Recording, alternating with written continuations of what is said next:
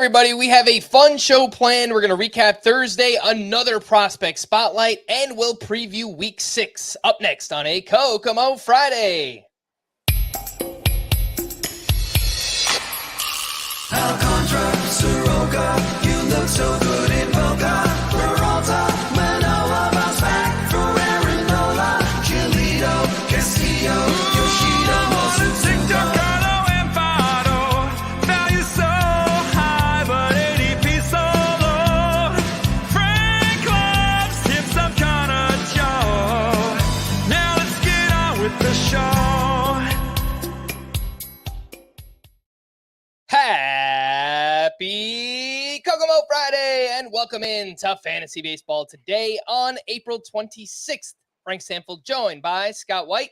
Today on the show, we have 3 hitters we haven't talked about, a brand new prospect spotlight, week 6 sleepers, 2-star pitchers, and much more. Let's get things started with the players of the night. Get out of here! Gone! All right, Scott. Who you got? Player of the night. I guess. All right. Player of the day. There was only one night game. Yeah, you think we could start earlier, but we didn't. It's my fault we didn't, for what it's worth. Frank texted me. He's like, "What time do you want to go today?" And I said, I just thought we'd go at the normal time. But anyway, Edouard Julien, 2 home runs.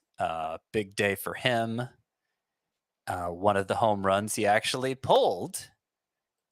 One was hit to the opposite field, like most every other Edouard Julien home run. And that brings him up to 7 home runs on the year, which is a nice total considering April isn't even over yet. A nice total considering how often he, how often he, how his swing is not optimized for home runs in terms of the very high rate of going to the opposite field and, generally not. Well, you know what? He's actually putting out the ball in the air a little more this year. So that's good. Good power production for Edouard Julien. The strikeout rate is still way too high. He's still just kind of a strange player to figure out. He's still, not exactly somebody who deserves to be in the lineup against left-handed pitchers. And so I remain pretty skeptical of Edouard Julien's potential to make a real impact in fantasy. So nothing really changes about how I feel about Edouard Julien based on this 2 home run game. But since he did just hit 2 home runs, you probably wanted me to talk about him, and there you go. Such a weird profile. I know we talk about it a lot, but he walks. He also strikes out. He's got a 32% strikeout rate. He hits the ball hard. That's a good thing. 90.3 average exit velocity. He barrels it up. It was a 12.8% barrel rate entering this game. My guess is that's only going to go up. But only a 13% line drive rate, and the expected numbers are very bad. Now, maybe over time, Julien will just be one of those players that outperforms expected numbers. It's certainly possible. I'm not going to rule that out. But it remains a very weird profile for fantasy. He's 61% rostered, has 6 games next week, only 1 lefty on the schedule. Worth mentioning in a small sample size this season, 5 for 15 with 1 of his 7 home runs against left-handed pitching. So he's performed. We'll see if that earns him some more playing time. The Twins love to platoon all their players. Yep. And the last lefty they faced was just Wednesday, the day before the 2-homer game. And Julien was out of the lineup. He has started he started twice against lefties. He started against 2 of the 4 lefties. Is that right? 1, 2, 3, 4. No, 2 of the 5 lefties. He started against 2 of the 5 lefties the Twins have faced. So he isn't in a strict platoon. It seems like they are giving him more chances against lefties. And the better he performs, the more those chances increase. But I don't know.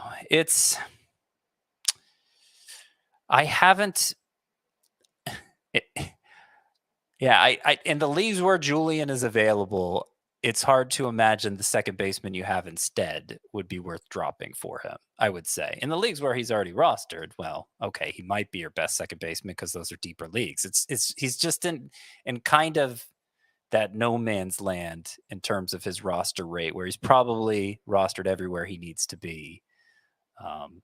But we'll keep monitoring it. If he gets that batting average up and the home run production continues, then that might change the thinking. Maybe he'll have more of a Nolan Gorman year than Nolan Gorman himself.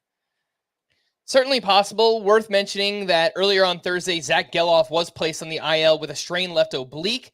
So you could be looking for a second base replacement there. Julien is 61% rostered. Someone you could look at. Scott, would you take Julien over Ahmed Rosario and or Luis Garcia? Those two are the top added second baseman on CBS right now. I'd take them both over Rosario.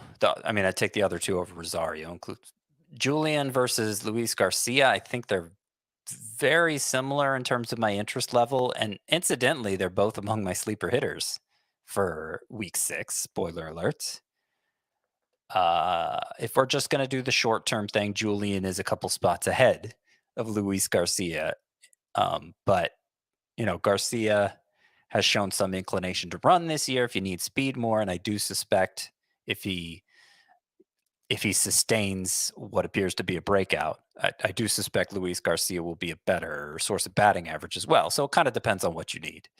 All right, my player of the night is going to be William Contreras, who's off to a great start this season. He went 2 for 4 with a sock and a shoe. His 5th home run, his 2nd stolen base, the home run, 114.4 exit velocity, 448 feet. He crushed it. And so far this season, batting .365, 5 homers, 23 runs, 22 RBI, 2 steals, and a 1019 OPS. William Contreras is doing everything so far this season. He's crushing the ball, 94.9 average exit velocity, and he's doing this despite a 60% ground ball rate. So if he manages to put the ball in the air even a little bit more, the limit does not exist. The sky is the limit right now for William Contreras. Earlier in the week, Scott, we didn't mention this on yesterday's podcast, our rankings, risers and fallers, because it wasn't a huge move.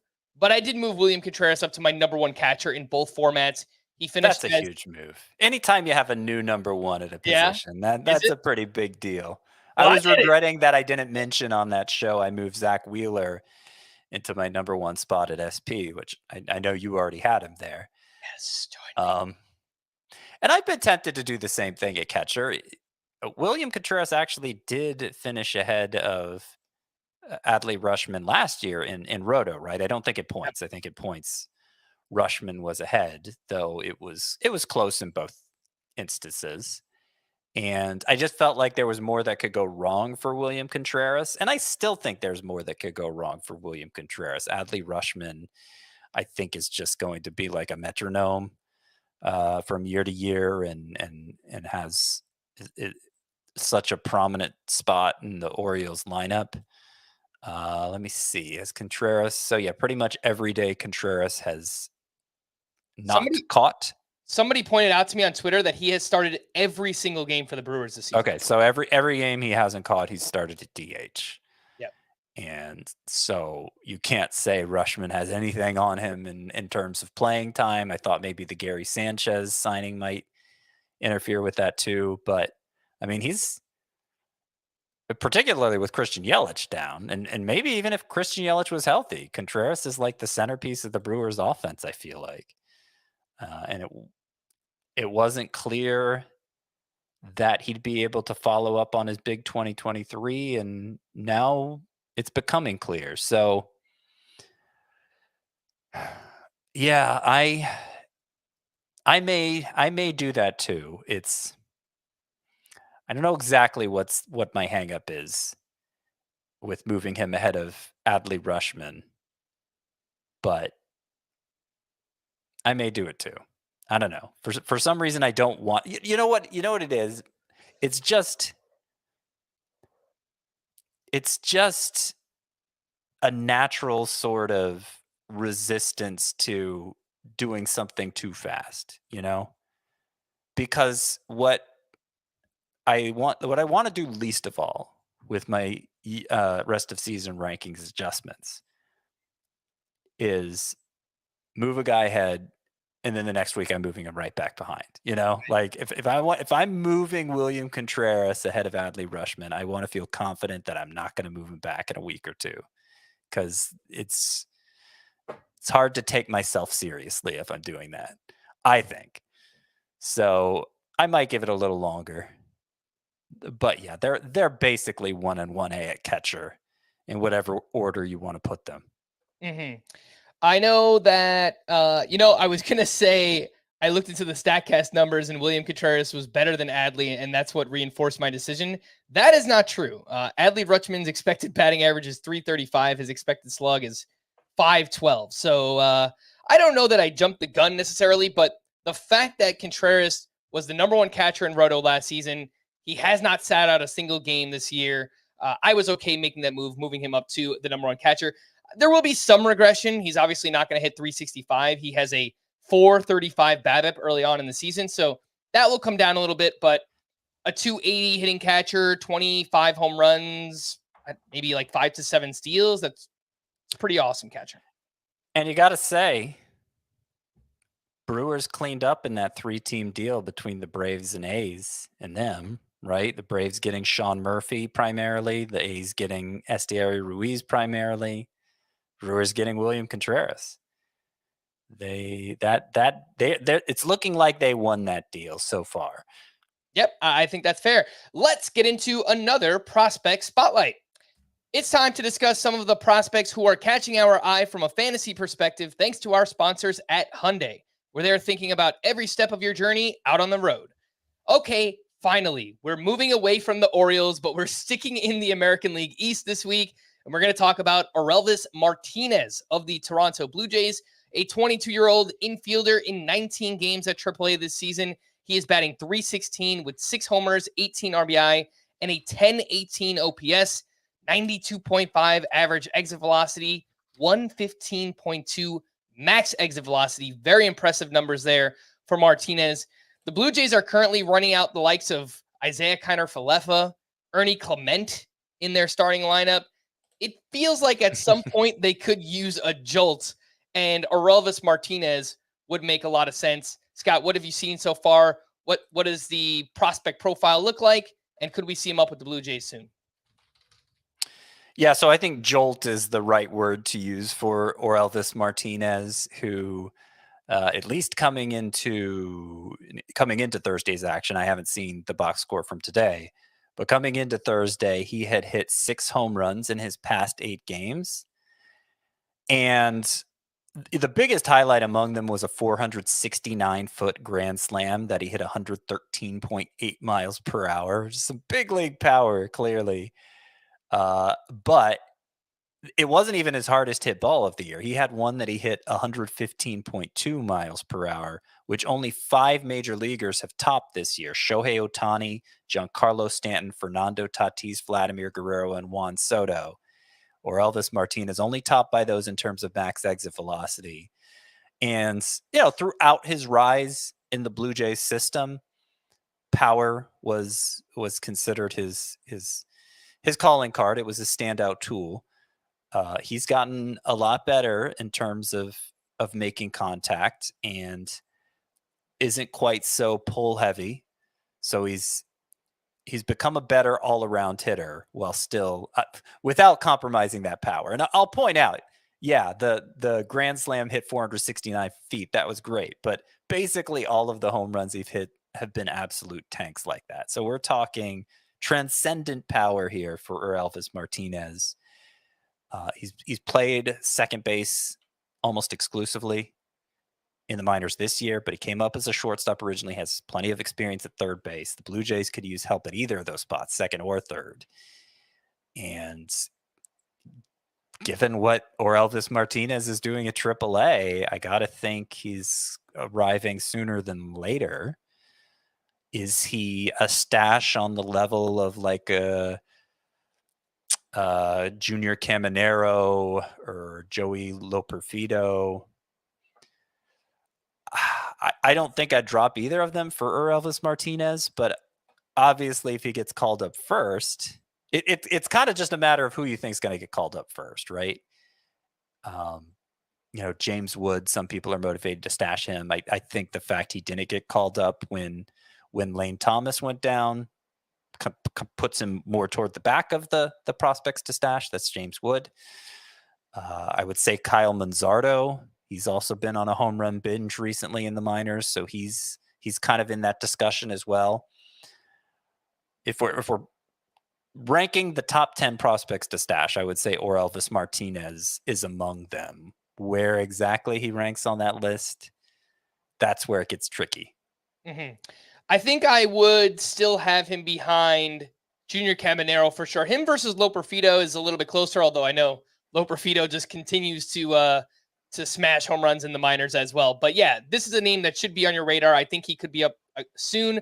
The name again is Orelvis Martinez of the Toronto Blue Jays, and he was one of Scott's 5 prospects on the periphery this week.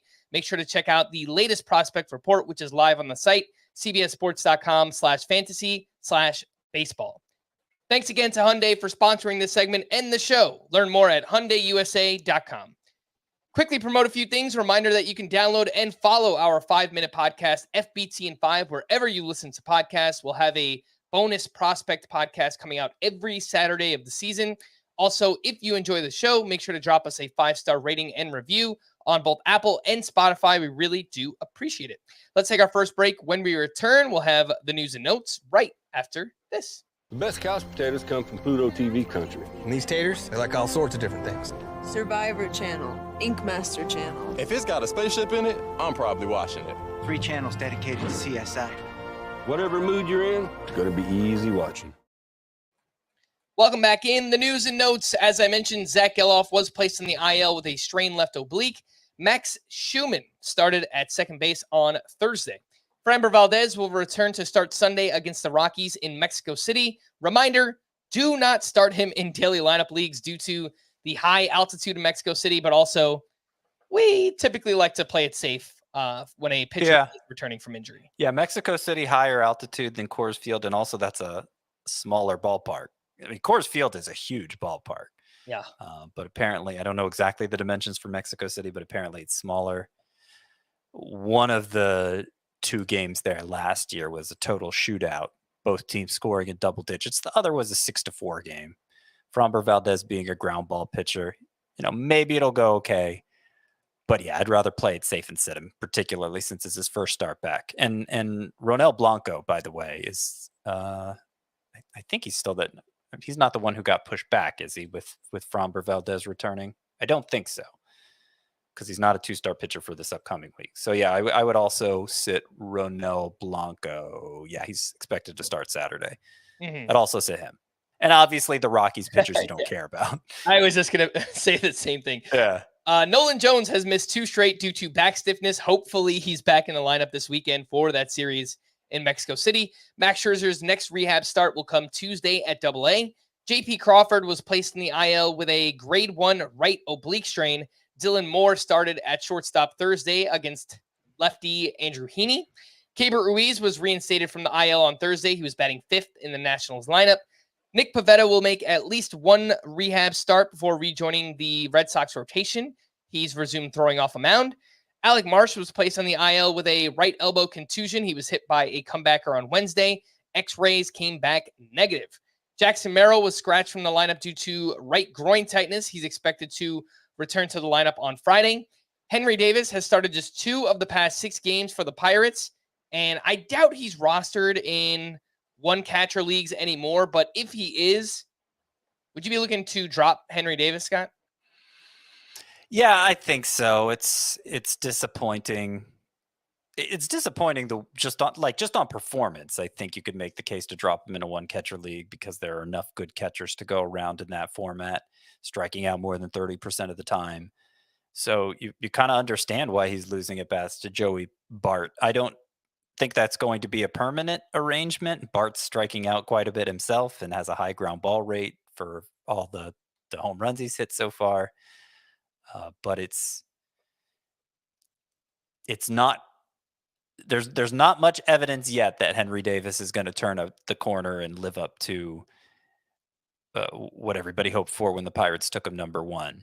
So if there's an interesting catcher out there who you feel more confident is going to help you in the short term, I'd be fine making that move. Speaking of Joey Bart, you mentioned his name there, Scott. Any interest in deeper 2-catcher leagues? He hit another home run in 7 games. He's batting 304, 3 homers, 8 RBI, and an 1168 OPS. Yeah, sure. But like I was saying, I think that's going to be more of a short-term arrangement. I doubt he's going to displace Davis permanently and be the Pirates' primary catcher and keep putting up fantasy relevant numbers all season. So I think the math changes a little bit there. If you're talking a 2-catcher league, it's much harder to drop Davis. And if you are going to pick up Bart, I don't think Davis is the one I'd want to drop to do that. Yeah, I would agree with that. The Dodgers are giving James Paxton an extra day of rest, so his next start will come Monday against the D-backs. He is no longer a 2-start pitcher this week. One more news item here. It looks like Junior Caminero left today's game in the minors with a quad injury. Oh no. We don't have like a lot of details, but just something to keep an eye on. Obviously, if it's an injury that keeps him out for a couple weeks, he's still a prospect well worth stashing. But if it's going to keep him out for a long time, then maybe not. That is the same injury he went on the IL with, right? I believe it was a quad. May have been. Yeah, I think it was a leg injury of some kind. Yeah. So that if he re-injured the same quad, I don't love the sound of that. So once we learn more, we'll let you know about Junior Caminero, but obviously that sucks. Let's talk some waiver wire hitters from Thursday's action. We already mentioned Edouard Julien. Any of these 2 first basemen interest you if you do need help at the position? Nate Lowe still working his way back, but he went 1 for 4 with his first home run of the season. He has now hit 3rd in the Rangers lineup 2 games in a row, and he's 65% rostered. The other name here is Ty France. He hit his first home run of the season. He's batting 266 early on with a 676 OPS. But if you remember this offseason, Ty France went to Driveline Baseball trying to improve his swing. And the StatCast data looks really, really good for Ty France early on. It's 91 mile per hour, average exit velocity, tons of line drives, expected stats look awesome. Scott, if you need help at first base, who would you rather pick up, Nate Lowe or Ty France? I just want to say real quick again about Junior Caminero. It's not clear that it's a quad injury. Okay. That's how little we know about it. But yeah.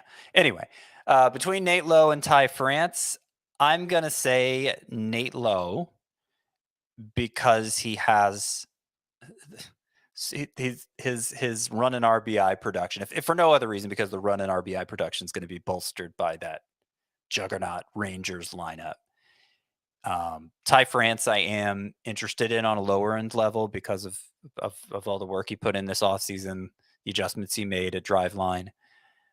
And I do think better days are ahead for him, but he's somebody I think you can wait on a little longer than Nate Lowe. Nate Lowe a week from now, like he's my top sleeper hitter for this week. So a week from now, it might be too late to make a play for him. All right, 3 names in 5 outfielder leagues. What a way for Pete Crow Armstrong to pick up his first career hit. He steps up to the plate in Wrigley Field with the game tied in the 6th, and he blasts a go-ahead 2-run homer. He's 28% rostered, 7 games on the schedule next week with only 1 lefty. Jurickson Profar continues to hit well with the Padres. 2 for 4 with his 3rd home run, added 3 RBI. He's got an 872 OPS early on in the season. And Brenton Doyle, someone we haven't talked much about, 3 for 4 with a walk, 2 steals, and 3 runs scored. He is batting .330 with 3 home runs, 16 runs, 4 steals, an 898 OPS. Still striking out a lot. I don't really see anything in the StatCast data that stands out to me much, but Scott, any interest in these 3 names in 5 outfielder leagues? Pete Crow Armstrong, Profar, and Brenton Doyle. Well, I would say Profar's the most usable right now, and in fact, he was a sleeper hitter this past week. I don't think it's going to last. I don't see a lot of underlying under the hood changes for Jurickson Profar, like you were saying about Brenton Doyle. So it's more of a hot hand situation. Certainly in points leagues, Profar would be the most interesting, but those tend to be shallow. Doyle and Crow Armstrong. If if you're betting on upside, I guess I'd have to say Crow Armstrong. I talked about just on yesterday's show, I talked about my concerns for him. It was encouraging that he got in the lineup right away. That was the home run he hit was definitely a solidly hit home run. He also struck out twice in the game. And I remain skeptical. And I'm not even confident the Cubs are going to play him every day, though, as you point out, only one left-hander on the schedule. That helps them have a chance to settle in right away. And I guess we'll find out pretty early how much legs this latest stint in the majors has for Crow Armstrong. How much legs? How many legs? I don't know. Probably should have chosen a better word there. And then finally, Brenton Doyle. Like, he's not going to hit 330, obviously. Could he hit 250? Because there's enough power and speed there, right? He stole a couple bases today. He's up to 4 steals. That if he hits about 250, he might be pretty serviceable in fantasy, certainly in 5 outfielder leagues. That strikeout rate is below 30%. So still high, like you point out, but it was like 35% last year, which is almost untenable. It's tenable now. And like I said, some power, some speed. I'm open-minded. To Doyle being a 5th or maybe even 4th outfield type in roto leagues. I'm not saying there's a lot of urgency to pick him up if he's available there. He might already be rostered in 5 outfielder leagues. But there's a chance. Would you take any of those names over Willier Abreu or Andy Pajes, who we spoke about on yesterday's podcast? Not a chance. I agree. 2 names in deeper 5 outfielder leagues. Hunter Goodman got the start for the Rockies, and he blasted a home run, 1 for 4 with 3 RBI. And in the minors this season, he was hitting .298 with 7 homers and a .1042 OPS. Trevor Larnach has been raking since being recalled by the Twins. 2 for 4 with a run scored. He's 9 for 24 overall. He's got 2 homers, an 1137 OPS. Once upon a time, there was some prospect enthusiasm for Trevor Larnach. He hits the ball really hard, has had trouble making contact. In a small sample, I mean, he's doing exactly what you want to see him do. Scott, any interest here in deeper 5 outfielder leagues? Hunter Goodman, Trevor Larnach? Well, Larnach was almost among my sleeper hitters for this upcoming week, with only one left-hander on the schedule for the Twins as well. Larnach himself is a left-handed hitter, and he's off to a great start, as you said, and he's hitting the ball very hard. And maybe this is the time he finally breaks through, but I've gotten faked out by Trevor Larnach more than once in the past because he has a stretch like this, and I'm looking at the exit velocities, and I'm like, this guy's the real deal, and then it all falls apart. And so, 5% rostered probably deserves more than that, just as a speculative pickup. But I wouldn't say I have a lot of confidence in the long run. I do prefer him to Hunter Goodman, who I'm kind of surprised. Just some of the commentary around Hunter Goodman that I've seen, there seems to be a lot of enthusiasm for him, and I don't know, maybe it'll work out. Like he clearly has power. He's playing at Coors Field. If the right combination of circumstances come together, maybe he could be a really nice find. But I'm betting against it. He's a converted catcher playing in a very big outfield, a right-handed hitter who doesn't have good on-base skills. It just feels very like Evan Gaddisy to me. And I don't know how many people listening remember that guy, but it worked. It kind of worked out as well as it could for Evan Gaddis, but normally that profile, the plodding corner man who doesn't get on base at a particularly high rate, normally that doesn't go anywhere. And I think the fact he's just filling in for Nolan Jones, who isn't even on the IL, I'm not even confident the playing time is going to be there for Hunter Goodman. So he feels very much like a quadruple A player to me, I guess is what I'm trying to say. Let's slide over to the waiver wire pitchers from Thursday's action. 3 names that stood out. Javier Assad continues to pitch well. He was up against the Houston Astros. Houston, we have a problem. What is going on with them? I mean, they have one of the worst records in the American League. It's just crazy stuff. They need Framber Valdez back desperately. Javier Assad, 5 2/3 innings, 1 run, 5 strikeouts. In this one, he has a 2 ERA on the nose, a 1 whip, and he's 67% rostered, in line for 2 starts next week against the Brewers and at the Mets. Simeon Woods Richardson was solid against the White Sox, 5 innings, 2 runs, 6 strikeouts with 11 swinging strikes. And Alex Wood turned in his best start of the season, blah, blah, blah, blah, blah. I don't want to talk about Alex Wood. Any interest, Scott, in Javier Assad or Simeon Woods Richardson? I don't really want to talk about them much either. I guess Javier Assad's worth talking about because 2 ERA, 1 whip. I'm not just rounding down. That's exactly what his ERA and whip are, and that's very good, obviously. It's the results on batted balls are different from what we've seen from Javier Assad in the past. He's become a fly ball pitcher this year, and it's not particularly hard contact. So fly balls that aren't hit hard are outs oftentimes, and I think that explains the low whip. Is he going to sustain numbers this good? No, I mean, his walk rate's still high. His strikeout rate's still kind of low. I think he's no more than a streamer pitcher in the long run, is Javier Assad, but he could remain a streamer pitcher, and that's more than anyone would have expected coming into the year. I'm curious about Simeon Woods Richardson just because his velocity is way up this year.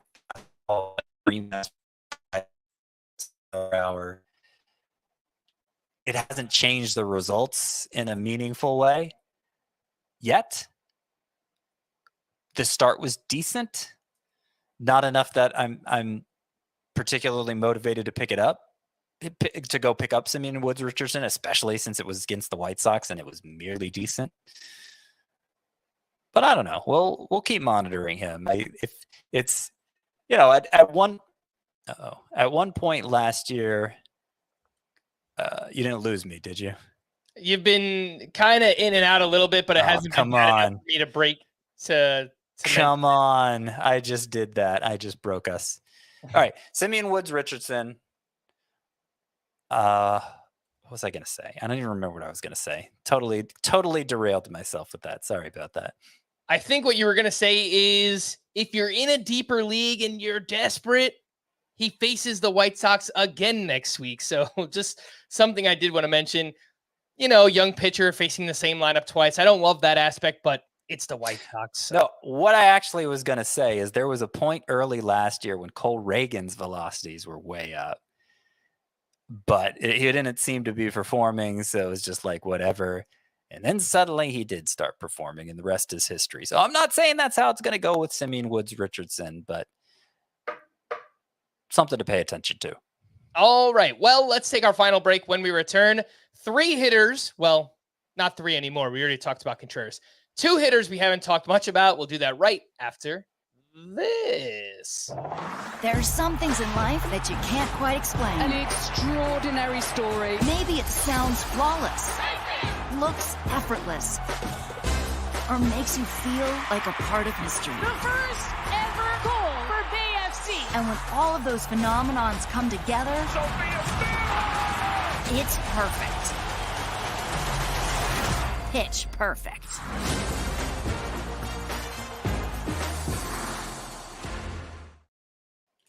Welcome back in. Let's talk about a few hitters that we have not mentioned much so far this season. We mentioned William Contreras up at the top. What about his teammate Rhys Hoskins? Went 3 for 5 with a double, 2 RBI, and his first stolen base. He's batting .226. He's got 5 homers and a .772 OPS. Plate discipline looks pretty good so far, and the StatCast numbers look pretty interesting. He's barreling it up. He's hitting lots of fly balls. It's a .553 expected slugging percentage. So mildly interested in Rhys Hoskins, maybe in like a buy low kind of way in a deeper league. And Ha-Sung Kim has just kind of picked up where he left off last year. I guess he left off kind of badly, but you know what I mean. He had a great season last year, just not a great September. He went 1 for 5 with his 4th home run. He's got 17 runs, 17 RBI, 7 steals, a .339 on base percentage. He's walking a lot. He's doing a lot of the things that we saw him do last year. So, we had some speculation coming in, but so far so good for Ha-Seong Kim. Scott, anything to add on him? And any interest in maybe looking to acquire Rhys Hoskins if you need power in a categories league? Sure. I kind of feel like Rhys Hoskins and Ha-Seong Kim have basically performed like Rhys Hoskins and Ha-Seong Kim and have done what we asked them to do. And so there's not a lot to see here. I guess their batting averages are both a little low, like 15 to 20 points below what we're expecting. But 15 to 20 points this time of year is like accomplished in a day's work. It's tomorrow that may not be the case. So if anybody is looking at Rhys Hoskins' 226 batting average and saying, "Oh my goodness, what's wrong with him?" I'll just politely say, "You don't know ball," because that's how it works sometimes. Rhys Hoskins looks fine. Ha-Seong Kim looks fine. If you can get them for less than they were drafted as, go for it. Let's slide over to the pitchers. I have 3 pitcher questions. Mitch Keller has allowed 4 earned runs in 4 of 6 starts so far this season. Up against the Brewers, it was 5 innings, 4 runs, 7 strikeouts. Jose Barrios' velocity was way down at the Royals. 5 innings, 2 runs, 3 walks to 1 strikeout. It was cold. It was rainy there. I saw this tweet from Arden Zwelling, who covers the Blue Jays on Sportsnet. He said, Jose Barrios, whose velocity was diminished in adverse conditions today, said that as the rain picked up, he had trouble gripping the ball and was slipping on the mound. Quote, "It was a tough day with the rain and the mound, but we found a way, we figured it out, and we competed." And Mackenzie Gore put together another quality start up against the Dodgers. It was 6 innings, 1 run, 4 strikeouts with 17 swinging strikes on 102 pitches. The velocity was up even further in the start. He averaged 97 miles per hour on his fastball. And it's a 3.12 ERA. The whip is high, but strikeouts look really good. The control has been manageable for Mackenzie Gore so far. So here you go, Scott. 3 questions. First, have you moved Mitch Keller down in the rankings at all? It's been kind of a slow start for him. Second, any concern about Jose Barrios' velocity drop in the start? And 3, how much are you buying this Mackenzie Gore breakout? Okay. I will take those questions in order. Have I moved Mitch Keller down at all? I don't think so. And I've been tempted to, of course. I've tried to resist that feeling because I don't think the pitchers I have ranked behind him are particularly sure things either. And I feel like this is part of the Mitch Keller experience where he has to feel his way through it. He's got so many pitches and mixes up the selection so much, and he's one of the biggest tinkerers among starting pitchers, and I don't think he's going to settle for these kind of numbers. I think he's going to keep tinkering until he finds something that's working better for him. So I'm reluctant to sell him short. It's, I think I have him. Where do I have him now? Do you have the rankings open? I think it was 34 last I checked. Okay. I may have moved him down some. I don't know. 30 to 50, you could almost put them in any order. So I guess I'm kind of making a statement by leaving Keller that high. I'm just trying to reassure everybody, I think better things are coming. So don't sell him short either. How about SP 30 to SP 60? Because I have moved Mitch Keller down to 57, and it's more so, it's kind of the Carlos Rodon effect where I just think other pitchers have surpassed him so far this season.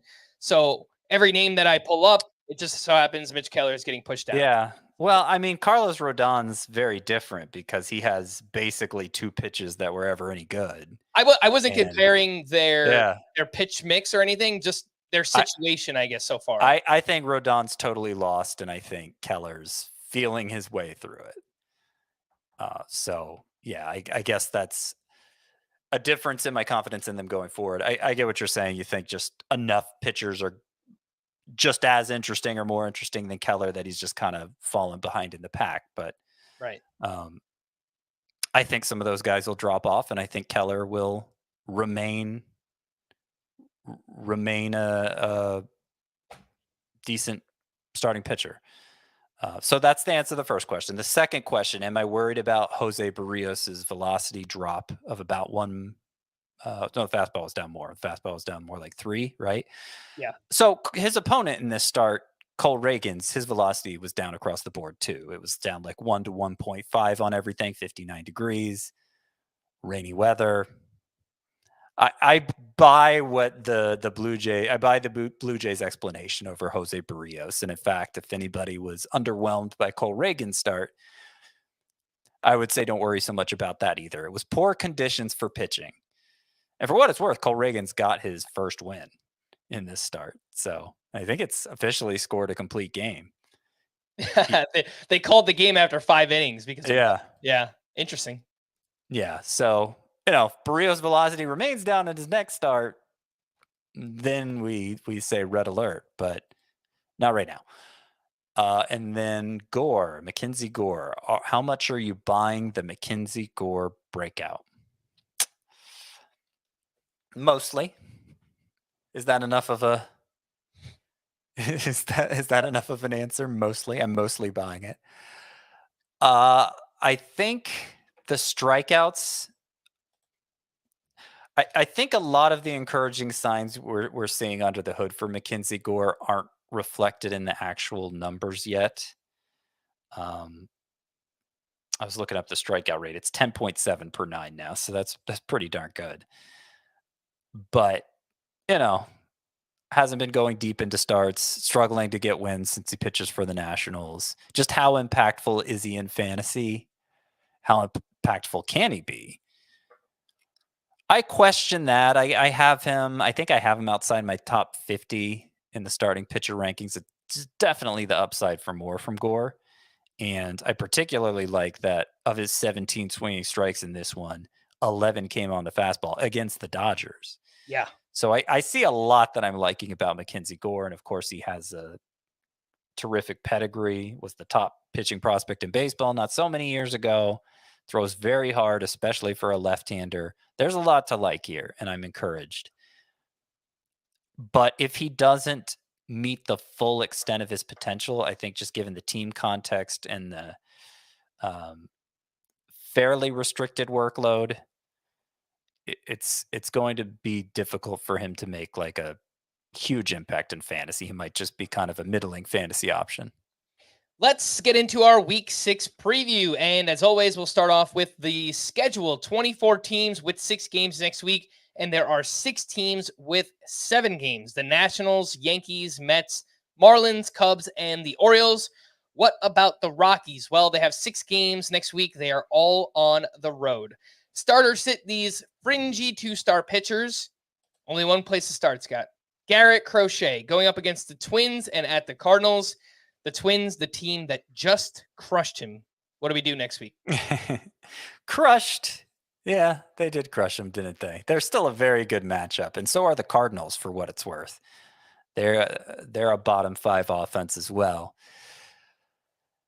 Yeah, I think we got to hold our breath and start Garrett Crochet again, because if you can't start him when he lines up for 2 with matchups this good, it's hard to make the case to hold on to him at that point, isn't it? And look, He bounces back. It could be huge. It could be a huge 50-point week for him in CBS head-to-head leagues. So I think the upside, the whole reason you start a pitcher when he's making 2 starts is for the upside. And I think the upside for Garrett Crochet, big bat misser with these 2 matchups, is such that you got to just do it. You got to just do it and hope for the best. And if it doesn't go well, trust that you made the right decision from a logical standpoint, and then maybe reassess Garrett Crochet's value after that. I will say it's unfortunate he's making 2 starts this week of all weeks, because otherwise he'd be an automatic sit until he figured it out, right? I would say so. I think so. What about Luis Severino? He is home against the Cubs and at the Rays. Yeah, so I don't love what Luis Severino's been doing so far. I think he's lost a lot of what made him appealing in the first place. Doesn't look like he's going to be a big bat misser, but he's been stable and he's making 2 starts and the matchups are okay. So I lean yes on Luis Severino. Dean Kramer up against the Yankees and at the Reds. Gonna leave that one for points leagues. Those matchups are pretty scary. Dean Kramer, his good starts are very good. Orioles offense backing him up tends to work deep into games. So I think in points leagues, I could understand, okay, maybe one of those starts turns out to be pretty good and maybe one not so good, but you're getting kind of 2 bites at the apple there. And I think it's worth it in that format. But in categories leagues, probably better to protect your ERA and whip. Kenta Maeda is home against the Cardinals and at the Yankees, I believe, coming off his best start of the season. Not saying much, but yeah, it was his best start. And the velocity was up a little, though still not where we've seen it from Kenta Maeda in the past years. So I'm going to say no to Maeda. We mentioned Javier Assad earlier at the Mets and home against the Brewers. You know, the rank list I sent you, I had him in the no thanks category, even behind Maeda, but I think right now I'm deciding to move him up into the head-to-head points tier with Dean Kramer.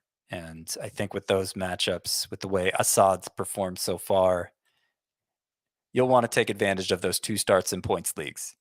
Steven Matz is coming off his worst start of the season, but the matchups next week at the Tigers and home against the White Sox. He's been so bad. He's been so bad.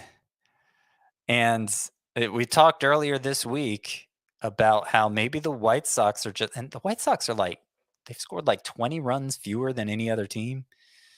Something like that.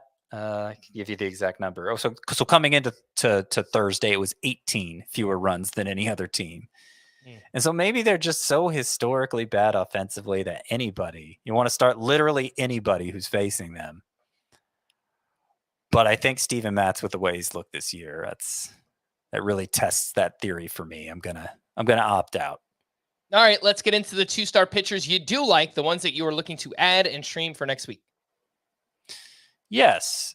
So the 2-star pitchers I do like, my favorite is John Gray, who has been really good in his last 4 appearances, 3 of them starts. His slider has played up. He's gotten a lot more whiffs. He has a 1.56 ERA during that stretch.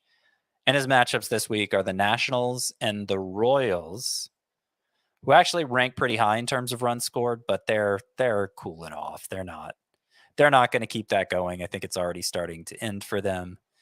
And so I love John Gray with those 2 matchups, only 68% rostered. Sean Manaea gets the Cubs and the Rays. His last couple starts weren't that great, but I think with the adjustments he made with Driveline, with the sweeper and the changeup, I still think he's somebody to consider streaming basically every week. And with the 2 starts, I'll run Sean Manaea out there. Trevor Rogers has been decent for the Marlins, not working deep into games, but the results have been okay. And his matchups this week are the Nationals and Athletics, another one of those teams, the Athletics especially, but really both of them we like to pick on when we're streaming pitchers. Yariel Rodriguez gets the Royals and the Nationals, 2 good matchups. Hasn't gone 5 innings yet, but I think just by virtue of him having 2 matchups there, he might get 12 to 15 strikeouts for you, and that would be worth it even if you don't have much hope for a win. Bailey Falter. Okay, this one, this is a fun one. I don't think Bailey Falter's very good. He's pitched fine so far. The strikeout numbers have been kind of all over the place, and I've seen enough of Bailey Falter in the majors to think he is nothing more than a space filler at the back of the rotation. But his matchups this week at Oakland versus Colorado. So I am going to go against my instinct here, even though I don't think Bailey Falter's a good pitcher. This goes against my usual process, but the matchups are so good at a time of year where we've really seen pitchers capitalizing on those bad matchups, and I'm going to trust Falter to do the same. He's only 8th on my sleeper pitchers here, so it's not like everybody needs to pick him up, but it's something I'd consider. And Chris and I spoke about Bailey Falter earlier in the week. He had a good start where he got all these whiffs on his fastball. His fastball this season, I don't notice that he's doing anything differently with it. It has a .069 batting average against, a .086 slug, and a 22% whiff rate. Yeah, I don't buy it at all. The expected numbers are good too, though. That's what's weird about it. Yeah, no, I get that. I just think it's fake. I just think it's something weird that's happening here at the start of the year, because beyond that, I don't see an explanation for why the expected numbers are that way, other than his fastball has performed well so far. So I'm not buying it. But anyway, 2 great matchups this week. What about the single start streamers? Who are you looking at? Edward Cabrera also gets the Rockies on the road. I don't think his Charizard tendencies really depend on matchups, but that one's too appealing to pass up.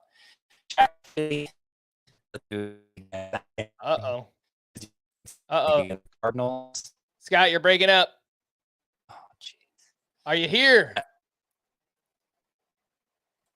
Scott, if anything, hop out, hop back in. I'll run through your single start streamers, and then we'll get you back up here for the sleeper hitters. All right, so the single start streamers that Scott was breaking down: Edward Cabrera up against the Rockies. That start is coming in Miami, and Jack Flaherty 78% rostered. So this is a shallow league play. It is also a revenge game for Jack Flaherty going up against the St. Louis Cardinals. Lance Lynn, speaking of revenge games, he's going up against the Chicago White Sox, 72% rostered. Reese Olson, it's a good matchup against the Cardinals, and Reese Olson has been a little bit inconsistent this year, but he does have some strikeout upside. And Eric Fetty, who makes another start this weekend, so we'll see what he does in that one, but obviously had a double-digit strikeout start in his last outing. And again, it is a pretty good matchup there at the St. Louis Cardinals. All right, Scott, you are back. I ran through your single start streamers. I heard. Let's slide over to the hitters, the best hitter matchups for next week. The Marlins, the Cubs, the Pirates, the A's, and the Rangers. The worst hitter matchups: Red Sox, Angels, Braves, Mariners, and Astros. Who are your top sleeper hitters for week 6? So this was one of those weeks where, I order them 1 through 10, obviously 10 sleeper hitters ranked. But there's not really a strong preference. They're all just kind of interesting, and none particularly more so than the others. I have Nate Lowe at the top of the list here. As you pointed out, the Rangers have the 5th best hitter matchups this week, going against the Nationals and Royals rotations. Missing Cole Reagans, for what it's worth. I think that's right. Yeah. And I don't think Nate Lowe is going to be as available as he is for long. As I said earlier, as we talked about earlier in the show, Edouard Julien, I think, is a fine play this week, given that the Twins are facing one lefty, and they're also facing the White Sox pitching staff in 3 of their games. As we also mentioned, I like Jesse Winker.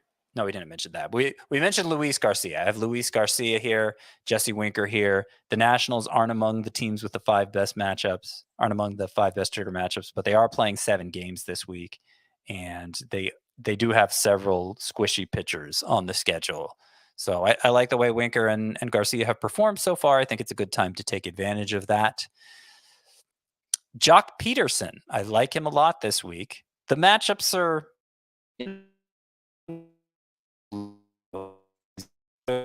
Uh-oh. We know how hot Jock Peterson can get. I think this could be one of those 3 or 4 homer weeks for him. We doing okay, Frank? There was a little something there, but I think you're. It's that time of night, huh? It's that time of night. Telling you, we're fine all day until we want a podcast at 1:30 in the morning. Okay, Will Benson and Jake Fraley, I think, are good plays because the Reds have no lefties on the schedule either. And let's see who else. Mark Canha, He's been hot lately. The Tigers have good matchups. They're not among the 5 best, but they have good matchups going against the Cardinals and Yankees pitching staffs. Brian De La Cruz, with the Marlins having the best matchups. He's the only hitter from their lineup who I could think to recommend here. And finally, Brent Rooker. Batting average is very low, but he's been powering up lately. And with the Athletics having the 4th best hitter matchups, I think he's a good play. All right. Well, let's wrap up with some of the leftovers from Thursday's action, and then we'll get out of here. Some pitching leftovers, studs being studs. Zack Wheeler turned in a quality start. He was at the Reds, 6 shutout innings, only 1 hit allowed, 4 walks to 8 strikeouts with 16 swinging strikes. Luis Castillo turned in a quality start at the Rangers. It was 6 innings, 2 runs, 6 strikeouts with 15 swinging strikes. Yoshinobu Yamamoto has turned in back-to-back quality starts. He was at the Nats. 6 shutout, 7 strikeouts to 1 walk, only 9 swinging strikes on 67 pitches, but he did a much better job limiting hard contact in this start. Anything to add on those names, Scott? Yamamoto, Castillo, Zack Wheeler, just kind of doing their things. Yeah, I think so. With Yamamoto, he threw 72% of his pitches for strikes in this one. And there may be a bit of a George Kirby thing going on where it's just he's too in the zone, too many fastballs down the middle, and it's not like it's really a problem, just like it isn't with George Kirby. He's a good pitcher who puts up good numbers, but is he going to live up to those like top 5, top 10 expectations people put on him with the strikeouts? Particularly, is he going to live up to the strikeout upside we thought he had? Well, Kirby never has. And I'm kind of wondering if Yamamoto will. It's nitpicking because I think he's going to be very good, and he has been very good, but it's an observation worth putting out there. If you give me George Kirby with 12K per 9, I think I'd be pretty hyped about that. Well, he had less than a 10% swinging strike rate in this one. Yeah. Yeah, I mean, obviously 12K per 9, not many pitchers are capable of achieving that, but I'm wondering if Yamamoto is really going to be able to do that given the way he's been pitching so far. We had uneven starts from these 3. Cole Reagans, which we spoke about, it was a rain-shortened start, 5 innings, 1 run, 4 strikeouts for him. Justin Verlander, he was at the Cubs, 4 1/3 shutout innings, 3 hits, 4 walks. That's kind of uncharacteristic, but did have 7 strikeouts and 16 swinging strikes. Obviously, just his second start of the season. And Nestor Cortez turned in a quality start against the A's, but didn't have his best stuff. It was 7 innings, 3 runs, allowed 2 homers in this start, only 4 strikeouts, only 7 swinging strikes. So, again, kind of, I think, uneven starts for all these. Anything to add on Cortez, Verlander, and Reagans? I mean, Verlander got a lot of whiffs on his fastball, which was interesting. If he keeps doing that, he's going to have a better season than last year. Mm-hmm. And the last name on this list is Freddie Peralta. He was awesome his first, I think, 4 starts leading into this one, but he struggled with control. He gave up 5 runs, 5 walks, 5 strikeouts, 13 swinging strikes on 91 pitches. Straight fives for Freddie Peralta. Even after this start, it's a 3.18 ERA, a .99 WHIP, 12K per 9. There was going to be some regression with the walks at some point, and obviously it all came in this one start here. Yeah. Hitting studs being studs. Rafael Devers with 2 3-hit games in the 2 games since returning. He went 3 for 5 with a run scored. Jose Ramirez had himself a big game. It was 3 for 5 with his 5th home run, added 4 RBI. Bryce Harper returned from the paternity leave with a bang, 2 for 3 with his 5th home run.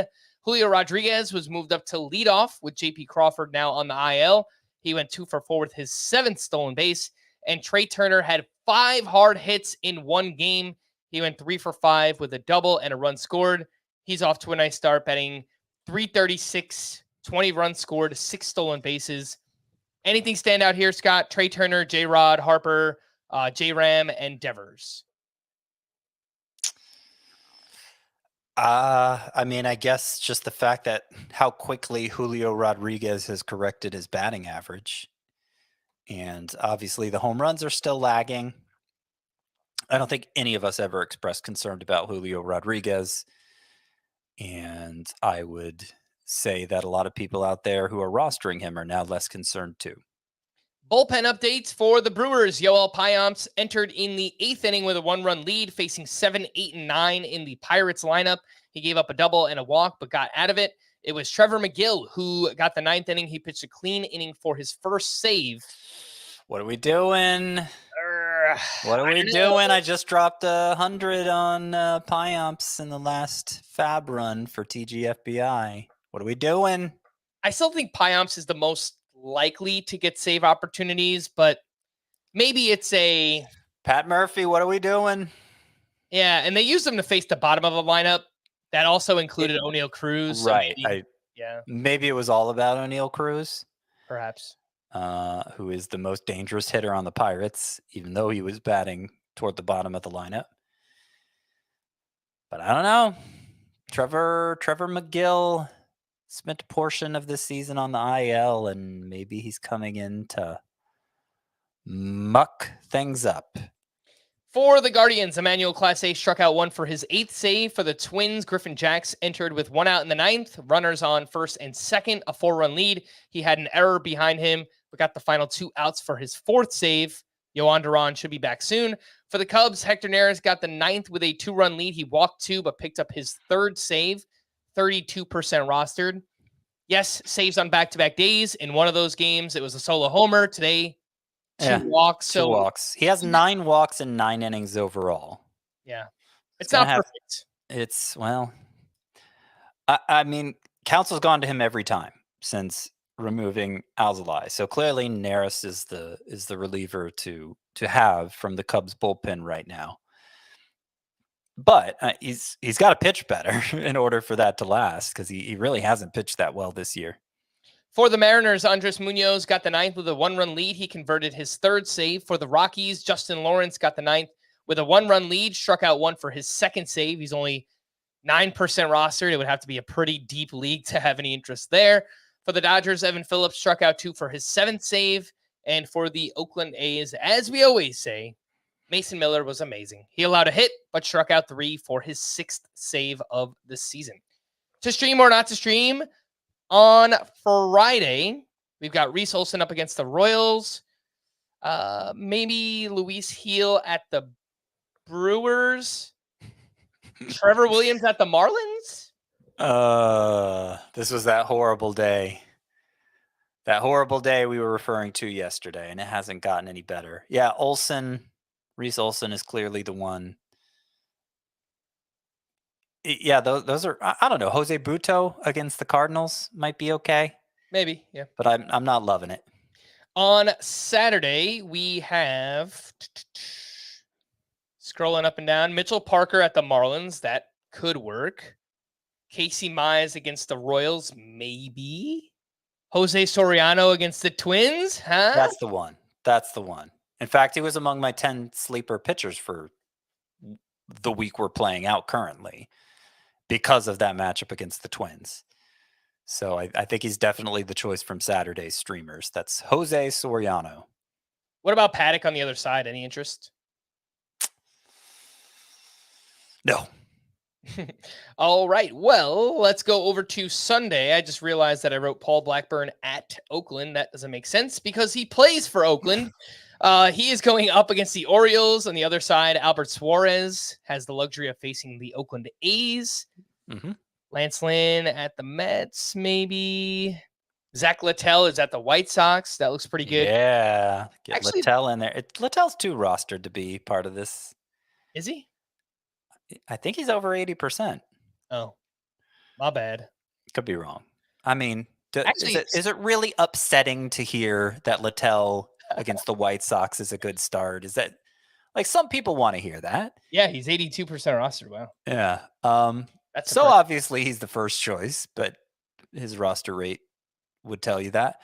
Albert Suarez against Oakland, I think, is a good play. Probably my second favorite play. Well, other than if we're not counting Littell, it's my second favorite play of the weekend behind Jose Soriano. That's Albert Suarez against Oakland. Also from Sunday's slate, let's I think Fetty against the Rays and Keaton Wynn against the Pirates are pretty good. Yeah. That's it. All right. We're done here. Ending the show on a high note. We're going to wrap there for Scott. I am Frank. Thanks as always for tuning into Fantasy Baseball today. Please make sure to follow and leave a 5-star rating on Apple or Spotify. And we will be back again next week. Bye-bye.